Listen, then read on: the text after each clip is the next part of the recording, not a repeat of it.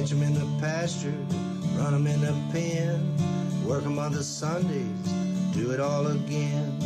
Race 'em in the sand, buck 'em in the mud, drip a cowboy's sweat, bleed a cowboy's blood.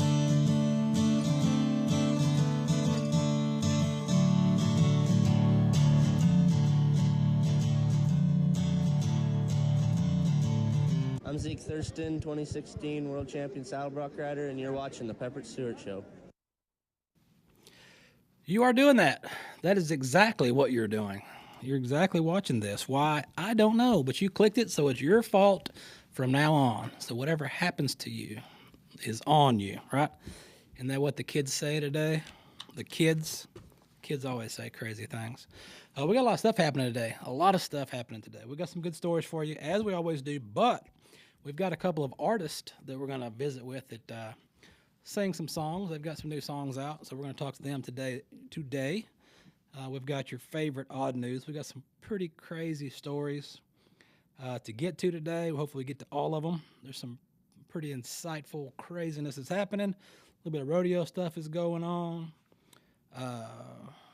What are you watching on Netflix? What are you streaming? Got some good stuff for you on that I've been binge watching. Been doing a little binge watching while it was cold outside. I did go to a new restaurant, or a newer restaurant in Plano that was, it's very different than what you normally go to, but it was pretty interesting.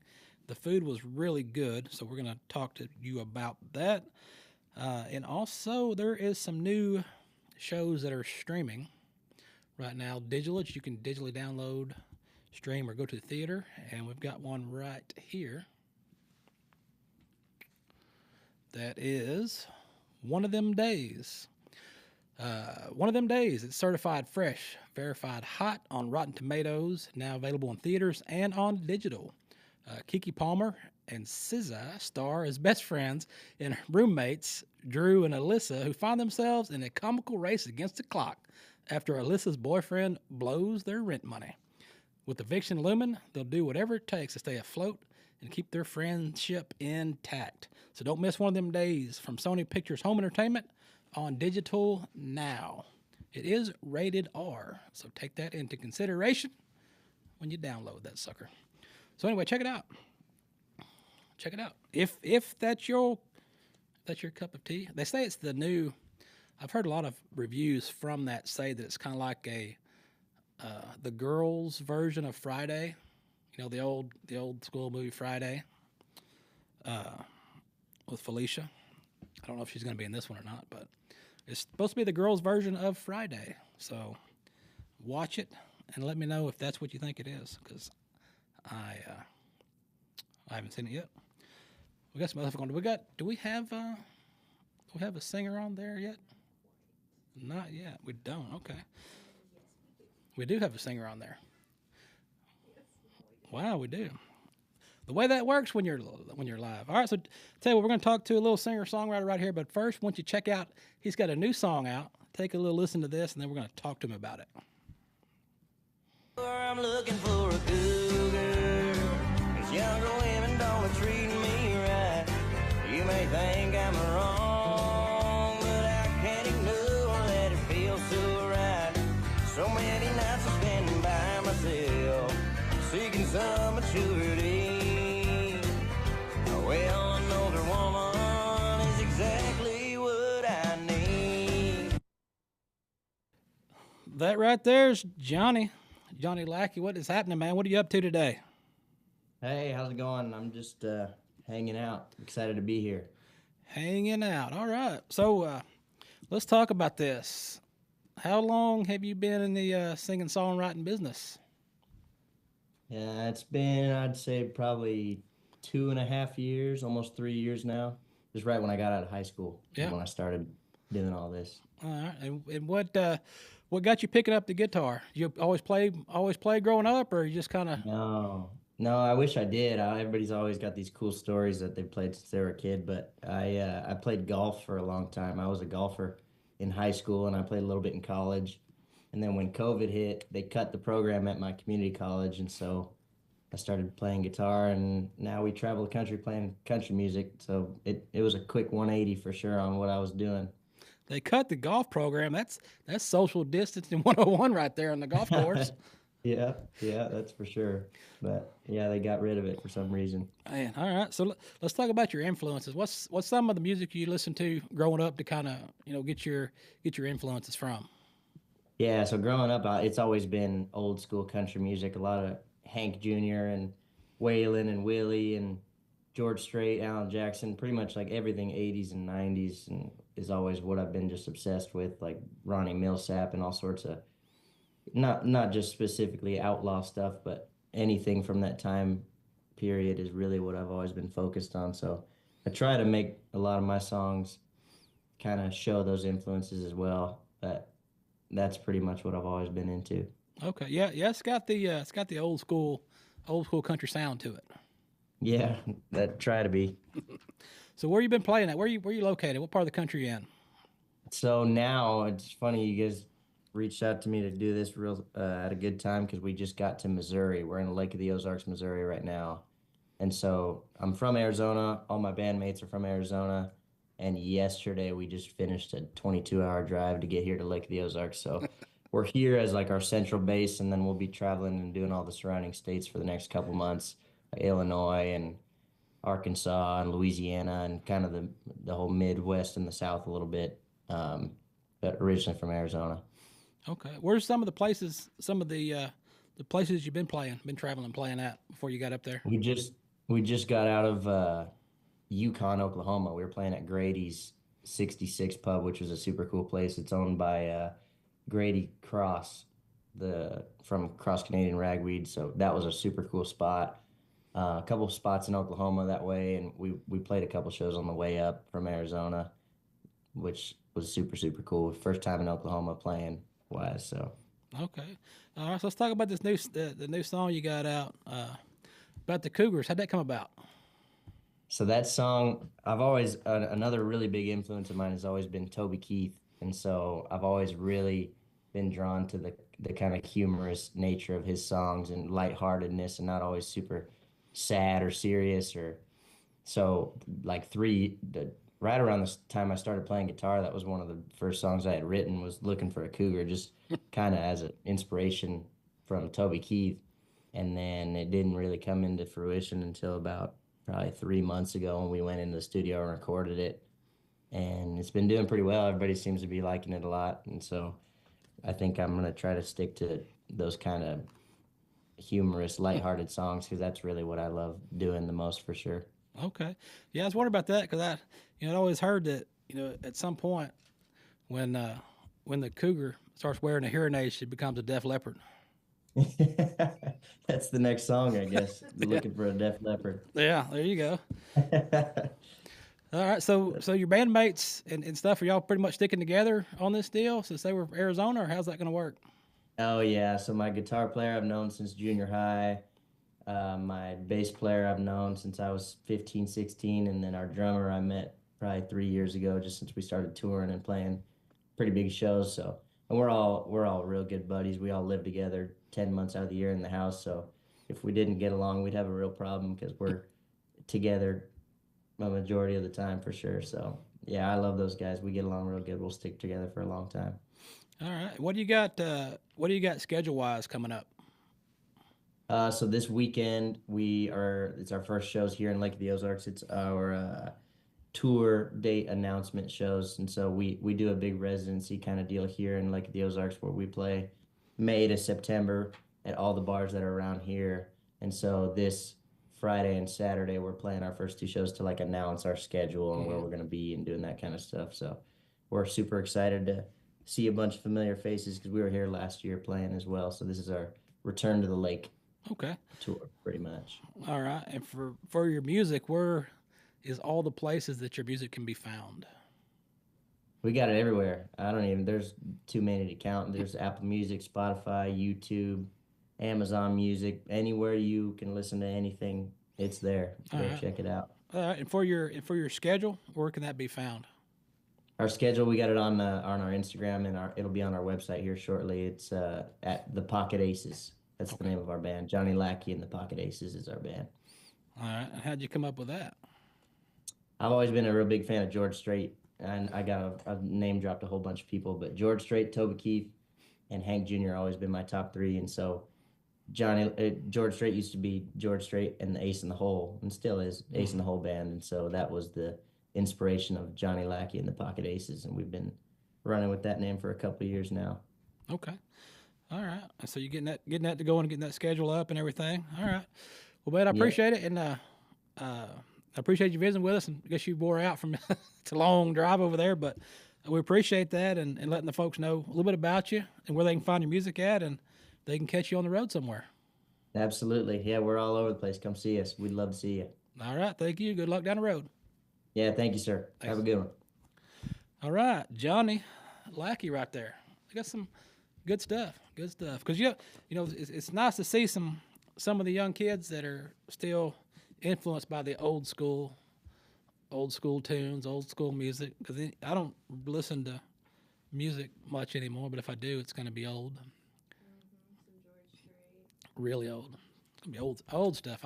New stuff that just doesn't sound. I don't know. I know everybody's like, well, music is evolutionizes and it changes. Well, it does, but Okay, but what's the newest you would go?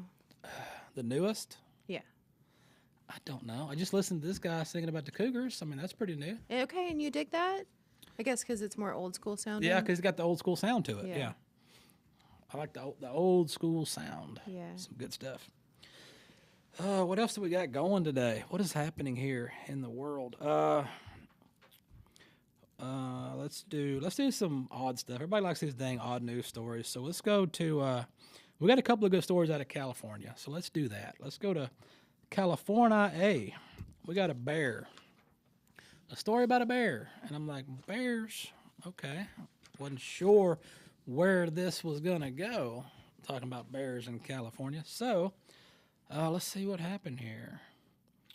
A California bear moves into a house and relaxes by the pool. That's just what bears do. They hang out and relax by the pool. Do we got a video on this? I think we do. Let's see what this bear's doing.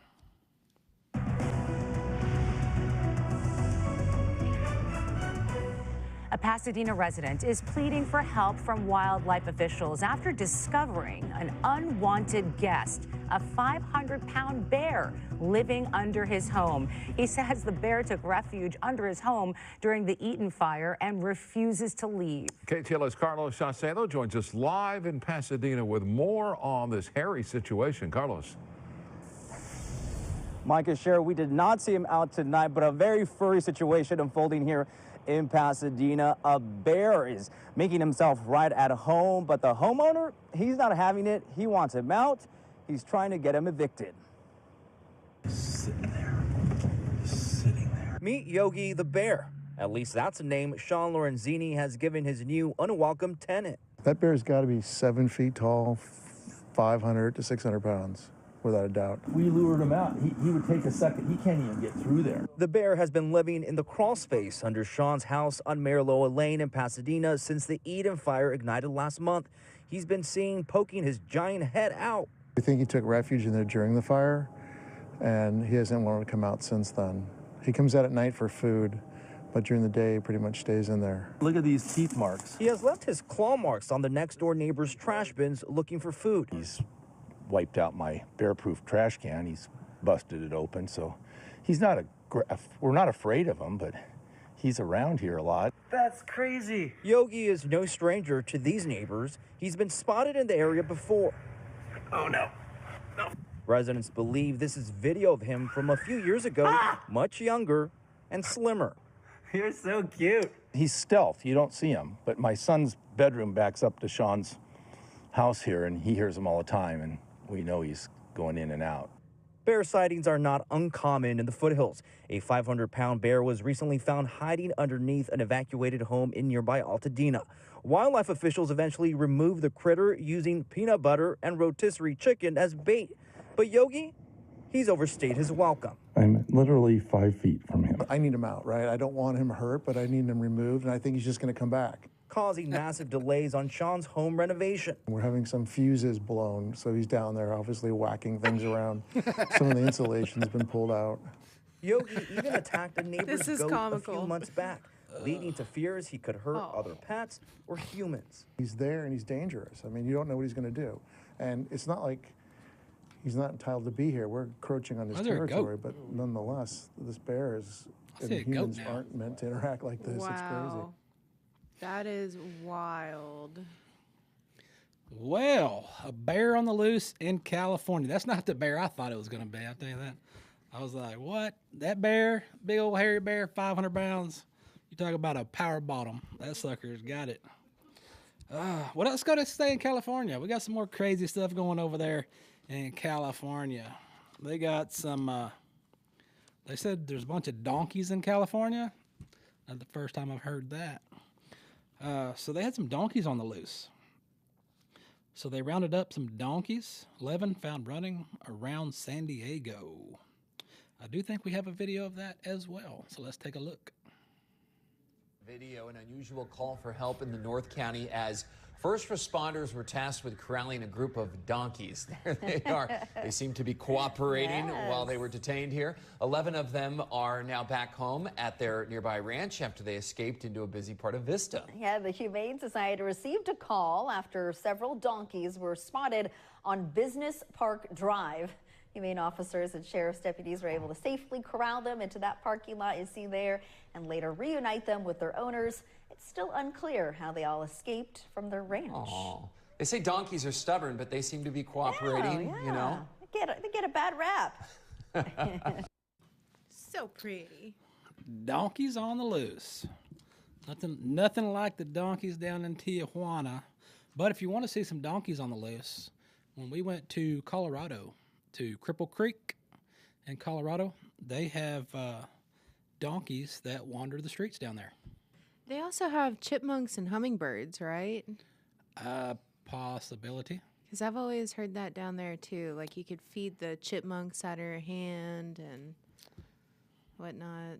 It's a possibility. I didn't see any of those. I seen the donkeys though. Wow. Did see the donkeys. They were wandered the streets. They say they round them up in winter and they take them somewhere and put them up for winter, and then they kick them back out in the streets, and they just wander around the streets of Cripple Creek, Colorado. Oh, that's the donkeys. That's the donkey show story. We got, what else do we have? We got some more of those. Let's do this castle. Okay, so I went to a place. I almost got stabbed. I was almost stabbed. And I actually captured a picture of it. But yeah, so we went to this newer restaurant in Plano, Texas, and it's called the Haunted Castle Cafe. And when you go inside, it's a castle, and it's haunted. So you wander in there, and you're like, "What's this?" Yes, it's you got a dead body there, just, for your casual viewing. They got the couch, so if you're waiting on a table, you can sit there and stare at the dead body. And you just go through, and it's all low light. But if you can't see good, they've got lights on the table they can fire up so you can see the menu and stuff. And it's just all decorated out, spooky as can be, with black lights. And the menu was good. I got the steak. It was really good. But if you're not into that, look at that. See, I told you. I almost got stabbed right there. So he just wanders around the restaurant, scaring the people. Yeah, scaring the people. He doesn't stab them. He just scares them. He just scares them. That's nice. How thoughtful. But they have different characters at different days, different times. You have different characters that go throughout the restaurant. I guess different days of the week, different people are there or something. But the food was really good. Like I said, they had steak. The steak is excellent. I had the steak. They do have a vegan, vegetarian option for those of you that are into that as well. A little something for everybody. And the drinks, I have a video of the drink, but I didn't bring it. I did post it on the interweb nets. But the drink was bubbling. It was bubbling. It had an eyeball in it. That's cool. I ate the eyeball. That's cool. I wasn't sure at first. I pulled it out and I bit into it. And I was like, is I supposed to eat this or not? So when the waitress come back, I was like, do I eat this eyeball? After you took half a bite. Yeah. I was like, I was like, are they supposed to eat it? But it was pretty chewy, so I wasn't sure. You didn't know if it was a real eyeball. Yeah, I was like, maybe this is decoration. So I wasn't sure, but that's pretty neat. It's a pretty neat place. We will definitely be going back there and trying it again. I mean, it was a neat experience. So if you're in Plano, Texas, and you want to get a little spooked out with your dinner or your lunch, we even went there for lunch, but the dinner, I'm sure they got dinner shows, and I don't know, just check it out. Pretty neat. Pretty neat. So what I've been doing is binge watching TV. And I watched season 1 of The Ultimate Cowboy. And season 4 is out. It's been out for a while, but I didn't know that because I don't have cable TV. I just stream everything. Well, I was playing around on Peacock the other day, and it popped up. So there's 4 seasons of The Ultimate Cowboy, and it's really entertaining. What I like about it is, the big hype with Yellowstone. Everybody's big Yellowstone people, and they're into all that. Well, if you're into that, Yellowstone, it's a good show. It's not as realistic as stuff, so I'm not knocking it. I mean, I did work on it, so I'm not knocking it. Season 3 of Yellowstone, by the way. But anyway, The Ultimate Cowboy really gives you a glimpse into ranch work and cowboy work and stuff like that happens, that a lot of these things that take place on the ranch that are never seen. These are things that are done daily, day in, day out, and you never see, which also brings back to Yellowstone, where there's a scene where Taylor Sheridan's playing the horse trainer, talking to Jimmy, and they were at the Reigning Futurity, whatever it was in Fort Worth, and I forget what season, what episode, whatever. But anyway, you know what I'm talking about if you've seen it. And Jimmy's talking about the show, and Sheridan says, well, the best cow that ever worked, no one's seen. And that's kind of what happens out there in the day-to-day operations of ranching. Is a lot of great stuff happens, a lot of good things, a lot of exciteful things and pretty neat tricks and things happen, but they're never seen. So The Ultimate Cowboy kind of gives you a glimpse into that, and it's highly entertaining. So anyway, season 4 is out. It's been out for a while, but I brought the trailer for you for season 4 because it gives you a glimpse of all 4 seasons, and if you haven't seen it, go watch it.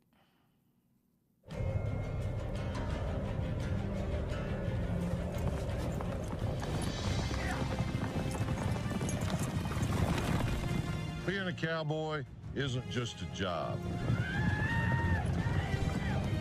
It's a legacy worth fighting for.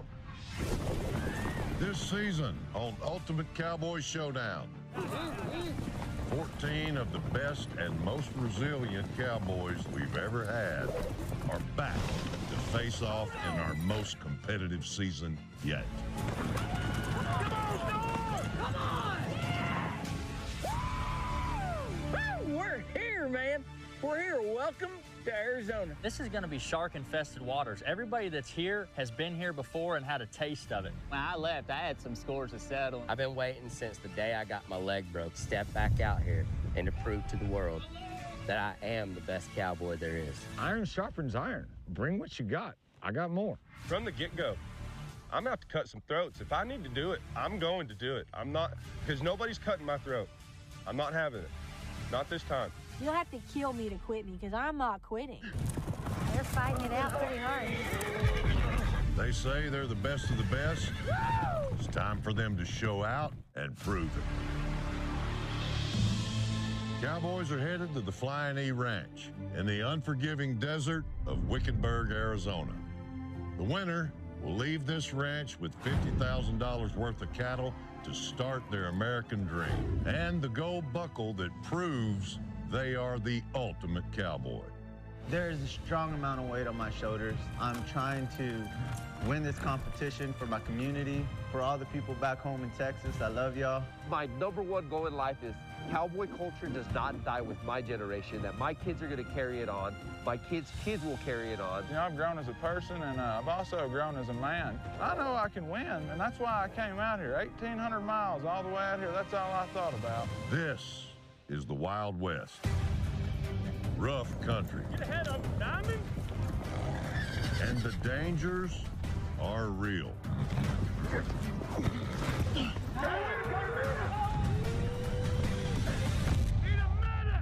No! Medic! No! It's bad. I don't know what happened, but it's bad. Designed by professional cowboys, these challenges will test their ultimate grit, Where's Cody? integrity, Diamond, you snake! You ought to be ashamed of yourself, you cheat! and skill. Cowboy! It's not going to be easy. Get the cattle over there! Because we can't come over here! We want to win. You don't do that stuff. You don't have no respect Kid? for nobody. You are, kid. No, sir. Yes, sir. No, sir. Just own it! Own it! And I can be done with Who passed off who? In the end, it all comes down to the arena, where I decide who stays and who goes. You talk a good game, but then there just did seem to be a lack of confidence. Integrity, the cowboy code, metal. I'm looking for it all. Nobody has ever had to say, hey, where are you at? No, I've been there. I deserve to be here. I'm a good competitor. Come on. Get some. Be in the heat of that battle. Have they learned from the past, or are they doomed to make the same mistakes again? You ain't got to be big shot talking all the time. Yeah, it's a terrible deal. Terrible situation.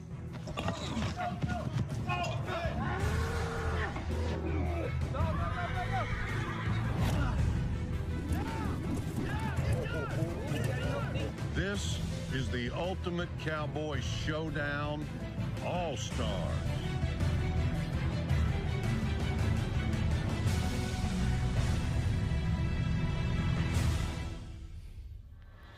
There are 4 seasons. 4 seasons out there, so get after it and binge watch. That's what I've been doing. I watched season 1 a long time ago when it first came out, and then I forgot, and then I stumbled across it on Peacock, but I think you can find it on Tubi. I think you can even watch it on YouTube. So go watch and check it out. There's 4 seasons. You will be entertained. I will tell you that. Very entertaining. What else is entertaining is this movie that's out on digital. There is a movie that is out here. Bring Home Better Man. Buy it on digital now. Experience the recovery and redemption of pop star Robbie Williams in the most original musical ever made. From Michael Gracie, the visionary director of The Greatest Showman, prepare to be entertained with the Oscar-nominated story critics are calling jaw-dropping and wildly inventive. Includes over 45 minutes of show-stopping bonus features available at participating retailers. Buy or rent Better Man on Fandango at home now.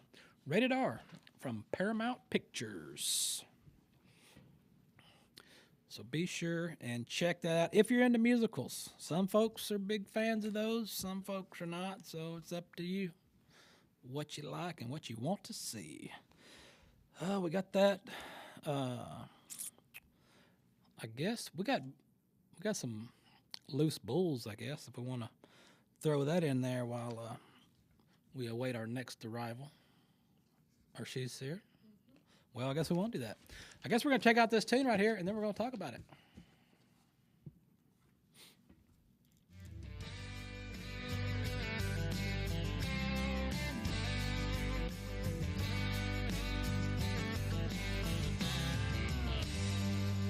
There's a laundry list of reasons I should have walked out that door. Promises were made and chances given once more. But tonight, as I watched your taillights faded to blue, everything inside of me shattered, and then I knew you broke my rose-colored glasses, and nothing can be the same. You twisted and turned them and just stand here, burn them in flames. Yeah,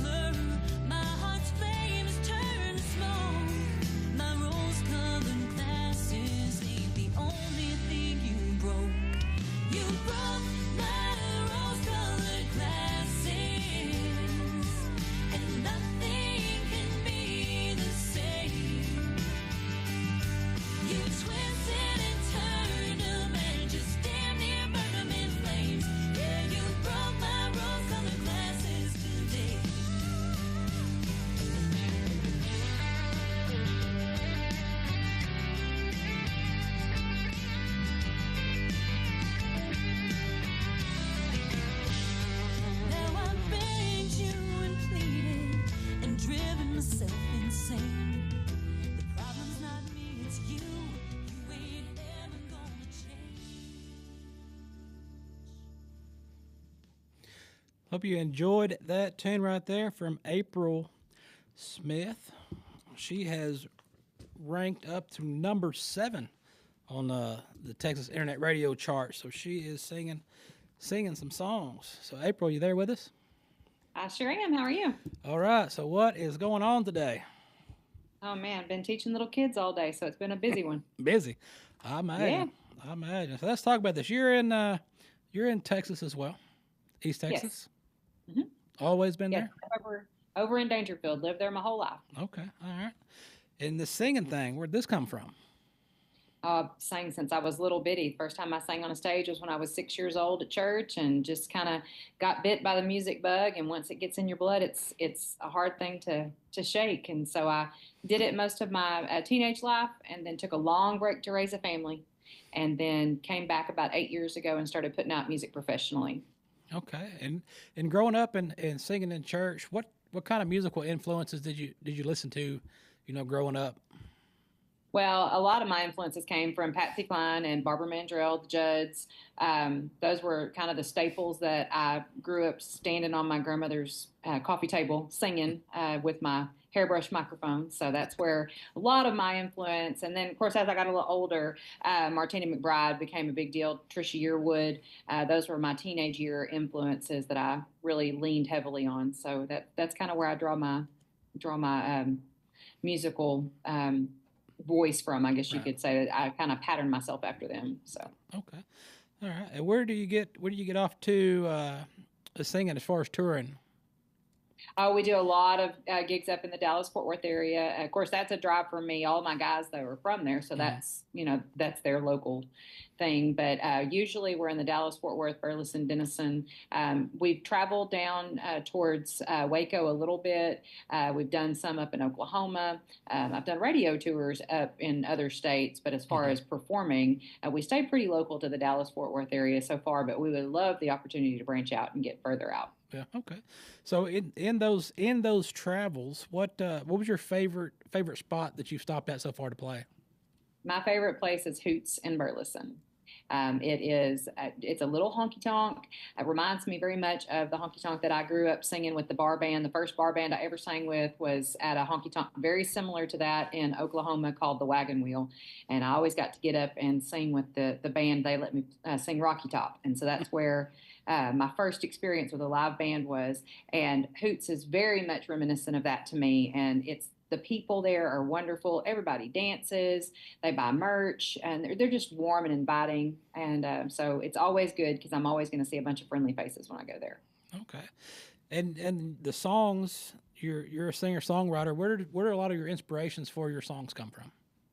Every song that I've ever written myself has been from a personal experience. I can't write songs that don't have something to do with me. So it has to have some personal connection. And I also think that whenever I deliver a song, it makes it that much better if I've lived it, because obviously the emotion in that's going to come through a lot more. So I wrote all of but one of the songs on my first album that came out, the Enough album. I wrote 6 of the 7 songs on that. And then I've written one of the Christmas songs that I released, and I wrote Broke My Rose-Colored Glasses. Okay. All right. So when you took a break from singing, was it hard to do? Was it biting at you to get back to it, or how'd you navigate through that? It was the most difficult time for me because music had always been my mainstay and kind of my escape from reality. And so whenever I had to walk away from it for a long time, it was incredibly difficult for me to walk away. And something was just missing that entire time. And I knew that I was sad. I never equated to that music could leave that much of a gap in my life. And then in 2014, when my dad passed away, I couldn't get past that. I just cried and cried and cried. And so somebody asked me if I would sing at a festival as a fill-in in 2016. And I was just like, yeah, I'm not doing music much anymore. And they're like, just 30 minutes, come do it. And I went and played that 30-minute slot. And that's the day I stopped crying. And I realized that was what was missing in life. And so I just decided, my kids were almost grown at that point. I had one in college and then 2 that were in high school fixing to graduate. And I was like, they're close enough to graduate, and I think that it's okay for me to spend some time away. And then it kind of snowballed on us, and we ended up being gone almost every weekend of the year, performing 2, 3, sometimes 4 nights a week. And but my girls have been very, very gracious and understanding about it, and so it's worked out. Okay. Did any of that musical influence rub off on them? Did any of them doing any singing or? They like music, and they definitely have their influences. They're not straight country influences like mine are, but I've got 2 of my girls that have excellent voices. One of them loves to sing karaoke, but they're just not stage. They're just not. They don't want it in the spotlight. Yeah. So, they're not performers, but they definitely have the voice to be one if they chose to do that. Okay. All right, well, that's good to know, because a lot of times the kids sometimes they want to follow on with the parents. Some just kind of have different ideas. So I wish they would, but that's not their thing. So load them up and take them on the road, right? Exactly. They can be a roadie. I'll let them load speakers. Right there you go. Yeah, set the table up and they can work the table. That's right. Haul the equipment around, set up the stage. Yeah. I mean, there you go. Make it a family affair. That's right. Exactly. So when you hit the road and you're traveling to go play these shows, what road snacks are you loading up on? Oh, gosh. Always going to stop by Buc-ee's. There's Buc-ee's on my way to Dallas, and so I'm always going to stop there. And they have those roasted pecans that are like the cinnamon pecans. I'm always going to stop and get those. And I'm always going to get some jalapeno chips. And usually I keep beef jerky and almonds just so that I can have something that has a little bit more protein in it whenever I'm driving, and that's sustainable, that I can leave it in the car and it's not going to ruin. So those are usually, and of course I don't drink anything but water. Now, if I can find a gas station that has those little stock pods that are like the stock coffee creamers, but it's like a shot of espresso, I'll load up on those because sometimes driving home at 2 or 3 in the morning, that's a long drive by yourself. And so I have to have some of that in my coffee whenever I leave the gig, so that way I'm sure that I make it home. So those are my staples for sure. Okay. It's funny you say that, because I just tore through 2 bags of those roasted cashews from Buc-ee's yesterday. Those between the almonds and the cashews and the peanuts, you can't go through Buc-ee's and not grab one.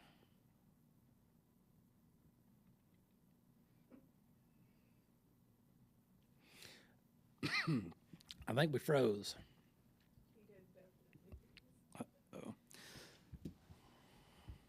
I think we are frozen. But she's not singing Frozen. All right, well, that was April Smith right there. April Smith. Look her up on the internet. Check her out, her website, Facebook. You can find out where she's going to be and where she's playing throughout the DFW area. So what else we got? Bulls on the loose. All right, well, let's do that. Let's get some loose bulls. Yeah. So Waldo, they've got Waldo. Where is Waldo? Does anyone know where Waldo is at? Waldo is a Scottish Highlander bull, and he's on the loose way up yonder way in Connecticut. And I do think we have video footage of this. Let's take a look. So is your reporter, Marcy Jones. She's safe inside the weather tracker, live there this morning. Marcy, can you help find this guy? Yes, we are doing everything we possibly can. This is the highlight of my career. It would be fantastic to help match this guy back up with his owner. He's been on the loose for about a month, guys. I'm going to flip around the camera so you can see. Still pretty dark out here, but you know what? That's okay, because the last times that this guy was spotted, it's actually been in the dark. He looks like a deer in headlights, or rather a bull in highlights. Now, we're talking about the area that he was last seen in. So this is on Bolliski Road in New Milford, just bordering Kent. That's where his owner says he last went missing about a month ago. Now, thankfully, Scottish Highland bulls are known for being hardy, And that is good news as temps, as you know, have dipped below freezing recently. The owner, Joanne Geroy, says that people keep spotting the bull and posting pictures, but many are not aware that he's missing. So here's what you do if you come across, and this is straight from Animal Control and Ken. They say, yes, take a picture, call them immediately, but don't try to chase him because he does get a little skittish. So we're going to do our best to help have this reunion happen. As soon as we get any more information, we'll bring that to you. But until then, we're bull tracking, sending it back to you. Back to me? Did she say back to me? I think so. That's how it works on the internet. All right, so what we got? We've got, man, there's been a lot of famous beavers on the internet here lately. A lot of famous beavers. And there's a beaver in Chicago that has become an online celebrity. I wonder if it's the one that got pregnant after that stunt. Maybe it's a different beaver. There's a Chicago nonprofit. Oh, yeah, it's a different beaver. Chicago nonprofit is asking social media users to help name a remarkable rotund, what in the world are they saying? Beaver that was caught on camera in the city. Urban Rivers, a nonprofit dedicated to restoring Chicago's waterways and protecting the native wildlife, shared a video showing the huge beaver caught on camera in the city. I'll just leave that right there. It's a she. She lives, eats, and knocks down trees in Pilsen Bridgeport and McKinley Park. So she's really at the intersection of, what are they talking about? South and southwest and west sides of the city. She's gotten especially large the last few weeks, probably due to a pregnancy. Well, that's what happens when there's 1,057 in one day. You're liable to get knocked up. So the group says the beaver has a reputation for being tough. Once again, 1,057 in one day is a pretty tough beaver. The spots she hangs out are absolutely filled with coyotes, and we can't figure out how she's not been eaten yet. Huh. Maybe not enough pineapple.